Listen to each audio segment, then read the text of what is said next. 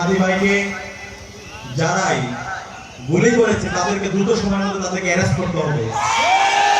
দ্রুত সময়ের মধ্যে এই ঘটনার নেপথ্যে যারা আছে তাদেরকে খুঁজে বের করতে হবে। সেটা অন্তর্বর্তীকালীন সরকারের দায়িত্ব রাষ্ট্রের নাগরিকের নিরাপত্তা নিশ্চিত করা। 1 জুলাই বিপ্লবের পরে আমাদের নাগরিকরা যদি এখন পর্যন্ত নিরাপদ না হয়ে উঠতে পারে, আমরা নাগরিকদের জন্য যদি নিরাপত্তা নিশ্চিত করতে না পারি, তাহলে অন্তর্বর্তীকালীন সরকারের এটা বিশাল ব্যর্থতা। আমরা অনুরোধ করব এই ঘটনার সাথে যারা জড়িত আছে সন্ত্রাসীদেরকে দ্রুত সময়ের মধ্যে যেন আইডেন্টিফাই করা হয় এবং একই সাথে আমাদের হাদি ভাইয়ের সর্বোচ্চ চিকিৎসার যেন রাষ্ট্রের পক্ষ থেকে ব্যবস্থা করা হয়। সম্মানিত উপস্থিতি, আজকে আমি যে ভূখণ্ডে দাঁড়িয়ে কথা বলছি ফিরোজপুর, এই ফিরোজপুরের সাথে আমাদের আবেগ জড়িত। ছোটবেলা থেকে যখন আমাদের বুঝ হয়েছে তখন থেকে এই ফিরোজপুর এবং ফিরোজপুরের সাথে যে নামটি জড়িত আল্লামা দেলোয়ার হোসেন সাঈদী, এই নামটা শোনার সাথে সাথে আমাদের মন থেকে দোয়া আসতো। ছোটবেলা থেকেই আমরা আমাদের নয়নের মণি কোরআনের বাকি আল্লামা দেলোয়ার হোসেন সাঈদী হুজুরের নাম শুনে শুনে বড় হয়েছে। ওনার যে আধিপত্যবাদের বিরুদ্ধে লড়াই, আগ্রাসনের বিরুদ্ধে যে ওনার লড়াই, ইনসাফের পক্ষে ওনার যে লড়াই, সত্যের পক্ষে যে ওনার লড়াই, সেটা দেখে আমরা উজ্জীবিত হয়েছি। আমাদের যখন বুঝ হয়েছে, বুঝ হওয়ার পর থেকে আল্লামা দেলোয়ার হোসেন সাঈদী হুজুরকে আমরা সরাসরি দেখতে পারিনি।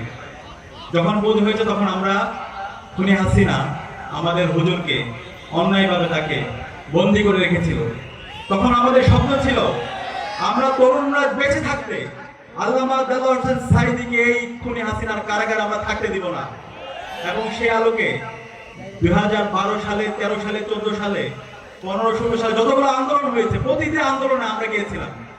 আমরা আল্লাহর কাছে দোয়া করেছিলাম, আল্লাহ তুমি আমাদের জীবন নিয়ে নাও, কিন্তু আমাদের নয়নের মণি কোরআনের পাকে আল্লামা দেলোয়ার হোসেন সাঈদী হুজুরকে আমাদের মাঝে ফিরিয়ে দাও।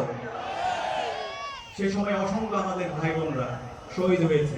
খুনি হাসিনা যখন 2013 সালের 28 ফেব্রুয়ারিতে আল্লামা দেলোয়ার হোসেন সাঈদী হুজুরের বিরুদ্ধে অন্যায় রায় দিয়েছিল, সেই রায় পরবর্তী সারা বাংলাদেশের 64টি জেলায় টেকনাফ থেকে তেঁতুলিয়া প্রত্যেকটা প্রান্তরে মুক্তিকামী ছাত্র জনতা রাস্তায় নেমেছিল।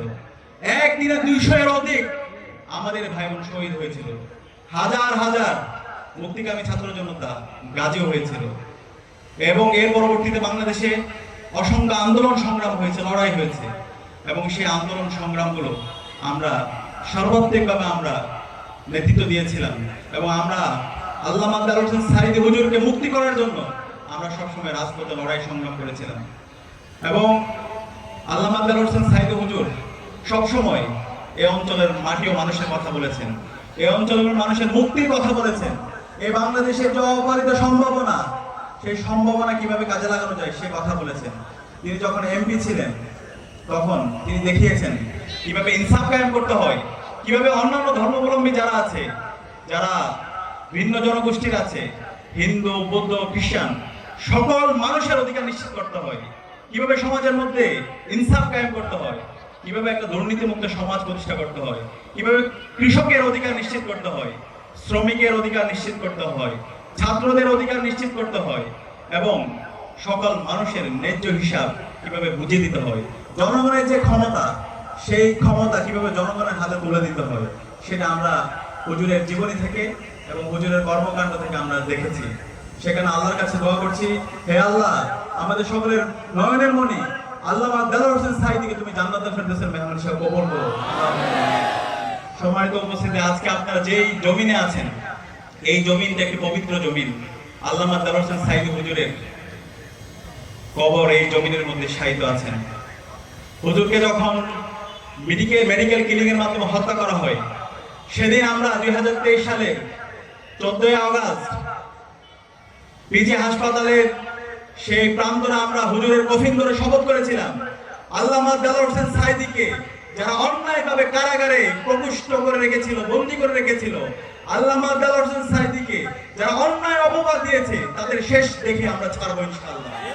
এবং সেদিন সারা বাংলাদেশের প্রত্যেক মানুষ কান্না করেছিল, সকল দলের, সকল মতের, সকল বর্ণের সকল মানুষরা সেদিন আল্লামা দেলোয়ার হোসেন সাঈদী হুজুরের জন্য কান্না করেছিল, সেদিন দোয়া করেছিল। সেদিন পুরো ঢাকার মুক্তিকামী ছাত্র জনতা রাজপথে নেমেছিল। আমি সেদিন যে কান্না করেছিলাম, আমার জীবনে আমি এত কান্না করিনি। সারা দেশের সকল মানুষ সেদিন কান্না করেছিল। এবং সেদিন সারা রাত ধরে আমরা আল্লামা দেলোয়ার হোসেন সাঈদী হুজুরের ওনার জানাজা আমরা ঢাকায় পড়তে চেয়েছিলাম, কিন্তু সেই সময় ফ্যাসিস্ট হাসিনা এবং তার দোসররা আমাদেরকে জানাজা পড়তে দেয়নি। আমাদের উপর সেদিন টিয়ার শেল নিক্ষেপ করেছিল, সাউন্ড গ্রেনেড নিক্ষেপ করেছিল। সেদিন আমরা শপথ করেছিলাম এই খুনি হাসিনাকে আমরা আর বরদাস্ত করব না।